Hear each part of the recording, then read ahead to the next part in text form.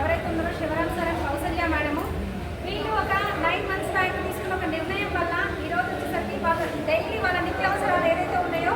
అవి shop change చేయడం వల్ల సబ్బు పేస్ట్